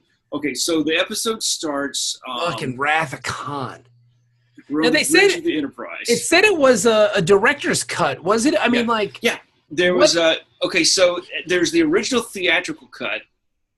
And then when it came on ABC television network, there was 25 extra minutes. Okay. Is that where he introduces his cousin or whatever? His nephew. My cousin and my nephew, too. Yeah. Yeah. Midshipman, third class, Peter Preston. He stayed at his post. Now, when you think about it, man, fucking Scotty in this movie, Jesus, he loses his nephew and Spock. Yeah. It's like, God damn. The line that hurts, I think, more than any in the whole film is when Kirk comes down and he sees the scene in engineering, and he runs over there, and Bones grabs him, and he's like, "You'll flood the whole compartment." And he goes, "But Spock," and he goes, "But he's already dead." And you're like, "He's dead already." Yeah, he's dead already, and you're like, "Oh my God, that." Yeah. No. He's dead, bro. He's fucking dead. Yeah. It hurt me when, for me, it's like, He didn't leave his post. We need the we need warp just drive. carry this dead body around the ship, show everybody. Like how far? He didn't leave his post. How far he didn't leave his post. Like he didn't leave his post. Did he hold him up in the whole time in the elevator? He didn't leave his post. It's like, do you prop it up like when the doors open, you're holding this fucking guy's heavy. And you kind of lean back a little bit, and his head's like pushed up against the side there. No need to make a ceremonial gesture if nobody's around. He just throws the body on the ground. Oh, wait, almost there. Pick him up. Who's been holding up the damn elevator? I love it. And I love that Bones is just swearing the whole movie. Of course he is. Can you tell me whose hands are the right hands? I love Bones. He's the best. That scene when they talk about the Genesis device and the project, and they're having their little debate there, and Spock's sitting there all watching chill. Smug. The promotional video. Yeah. No, it's the pitch video. It's the pitch. Yeah. Mm-hmm. Well, see, that's the thing is it's her Kickstarter video. That video. Here's the thing: is that the Industrial Lights and Magic, and when the branch that made that 3D model for the Genesis, the Genesis effect, they were actually contacted, and the technology from that scene that they used to make that scene was then later used in MRI imaging. And that led to medical uses. Stuff. That is one thing I noticed. That was like some fucking top-notch 3D animation for 1982. Yeah. I mean, like, it's not even that bad, like, now. Like, you can look at it and be like, oh, that's not so bad. You see some stuff from the 90s, and it's like polygons and shit, and it's like, oh, that's rough. It's a lot of, but like I said last episode, watching Battlestar Galactica on MeTV, it holds up pretty well. I mean, practical special effects hold up really well because it's models and paintings and shit like that. Like, it's when you get into the weird kind of computer graphics, because as you go further along, it gets better. You know what I'm saying? So things look more dated, if that makes sense. Like, watch the scene in Clone Wars where Anakin is on that like droid conveyor belt thing fighting, and it looks like he's fucking. He might as well have a red hat and a mustache and some overalls. He looks like a goddamn Mario brother. I mean, it's shitty CG. And so would that make Padme Luigi?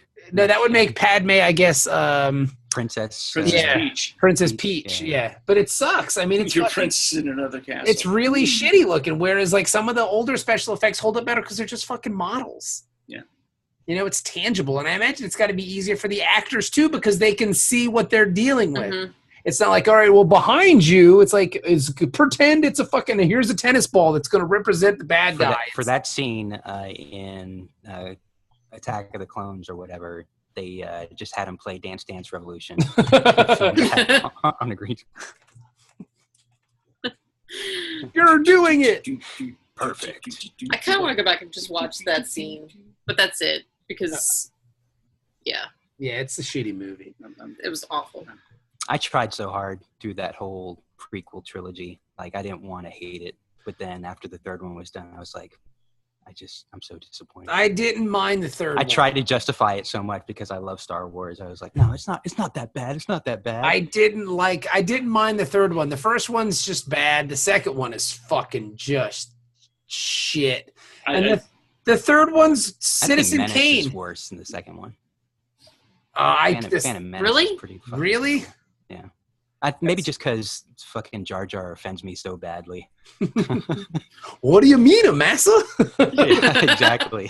Misa knows you're young. Huh? Oh, below Fucking baby. Jar Jar. Yeah, and the best thing they did in the Clone Wars cartoon was start to write him out of episodes. Yeah. Because the first couple seasons he's in it, but then he rarely shows up in later seasons. I'm so bothered by the fact that, like, Padme started dating this little kid that she knew from a couple years ago. 7. Yeah, he was a little kid. And she's a teenager. She's a teenager. And a couple years later, like, all of a sudden he's grown. And she doesn't find anything wrong with this. Yeah, she's like, damn, I can't wait to see you when you 12. What'd you say? Nothing. What's the statutory age on Tatooine? Just asking for a friend. 13. He's All right, a we slave anyways, right? So Yeah. like, The third one, you know He what, has no man? rights. The third one has its problems, but it's better than the first two. And I will say, at least the third one's a good conclusion to the yes, story. well, because it's paint by numbers. They know exactly where they're going. It's like we have A, B, and C have to happen. Like Order 66 was pretty well executed. Yeah, You know, all that stuff. The Yoda scene with where he's fighting was cool. Palpatine That was pretty cool. I don't know, Chapter 4 is my favorite. But The beginning of the movie is actually not bad either when they're trying to rescue Dooku. Palpatine. That's the problem with the film is the memorable characters, the best ones get killed off. Yeah. If you would have made a movie about Qui-Gon Jinn and Darth Maul and Dooku and General Grievous and Obi-Wan, you'd have had a badass movie. I mean, they killed off all the good characters. Dooku was fucking balling. Like, but they just lopped his head off in the beginning of the third movie, and you go, oh, well, there goes that. You know what I mean? Like, cool. So I don't know. Whatevs. What do I know? It's no Wrath of Khan, that's for sure. No, Yeah. it's not. It's not Wrath of Khan. I told Jenny as we went into it you can tell when Nick Myers directs a movie Guy saved Star Trek. because you look on the bridge and there's fire extinguishers. And on the next to the elevators on the bridge, there's fire extinguishers. It's like, yeah, that means there's going to be explosions.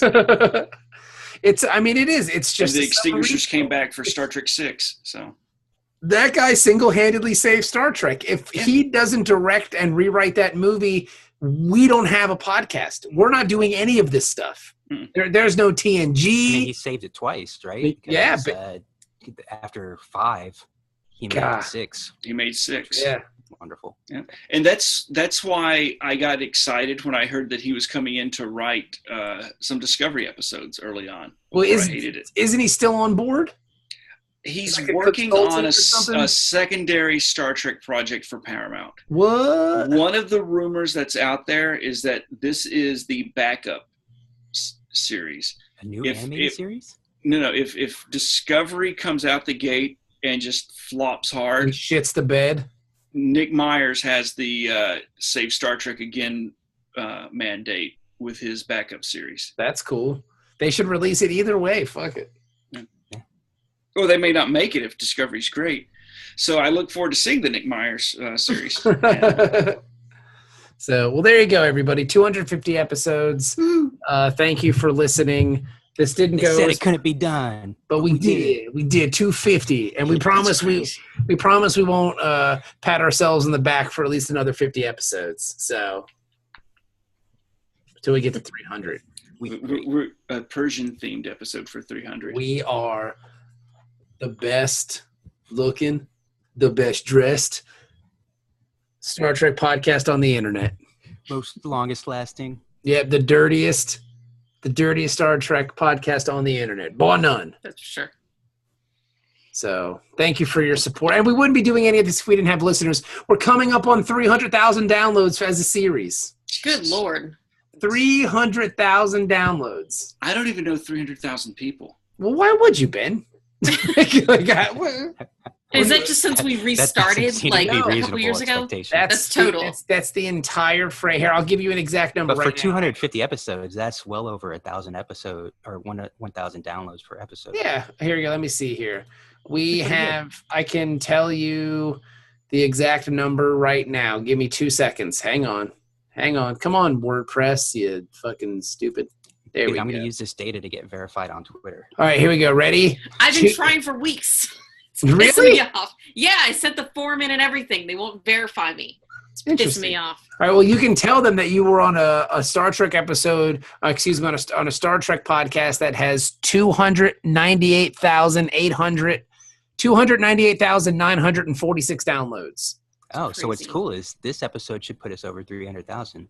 Yeah, just close. Jeez, milestones all around here. By the end of the week, we'll probably, because it averages anywhere from like 1,500 to like 2,000 downloads a week. So we may get there this week. So yeah, nice. And if somebody is the 300,000th download, and they can prove that they downloaded the 300,000th instance of our podcast, and you can find me at a convention, I will say thank you. Congratulations. You know what? You'll even get a handshake. But not a hand job. The handshake is a bit much. Depends on who it is. I bet if Idris Elba said he was number 300,000, you'd give him a hand. Oh, yeah. I'd give him one with my mouth. Put your hands on your cheeks. It's okay. It's just a hand job. So thank you to the listeners. 300,000 episodes, wow. 250 episodes, wow. Patreon, wow. It's all good, baby. It's all good. We ain't stopping because, again, it's the completionist in me. I have to see this through. Can't stop. Even Voyager. God, I can't. So don't say it, Jenny. I'm gonna. I feel like every Voyager episode will be this episode of DS9. Every one of them. You know what's crazy?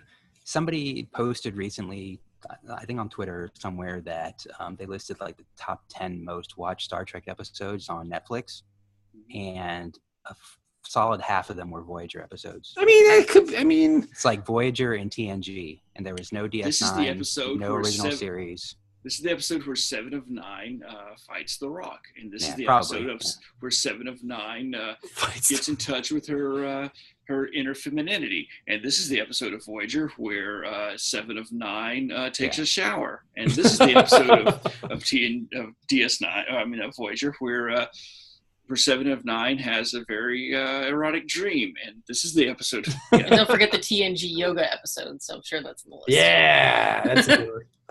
I'm not looking forward to Voyager. Why'd you have to bring that up, Jenny? That's just to be mean. We still have a little ways to go before we get that. Oh, yeah, we've got plenty of time. We got a lot of DS9 ahead of us. If anything kills this podcast, it'll be your fault, Voyager. It's on you, Voyager. Although the episode that we are going to review next week, which is the episode we watched this week, takes place, according to Stardate order, about a month after the first episode of Voyager. Interesting. Okay. So Voyager has started now. Yeah. No wonder its secondary effects are affecting this DS9 episode. So just a lot of nothing happening. I don't want to do it because we have to review it all next week. But talk about if anybody's watched it, they shouldn't be surprised. Nothing happens in this episode. Talk about fucking paint by numbers, bro. You're just waiting. All right. Why can't you do it? What's gonna happen? Just dumb. I fell in love with one of the Cartwright boys. I'm going to die by the end of the episode. But there you go, everybody. So thank you for listening. Thank you so much. I really mean that, man. I can't believe that we've had 300,000 downloads of this fucking podcast where it's just us talking about Klingon dicks. But it really means a lot. So it's very cool. A lot of talk about Klingon dicks. Almost too much. But I have information next week about Klingon nostrils. Ooh, cool. And how dicks fit into them. So, all right, everybody. Well, thank you. With bated breath. Yes, we'll talk to you then.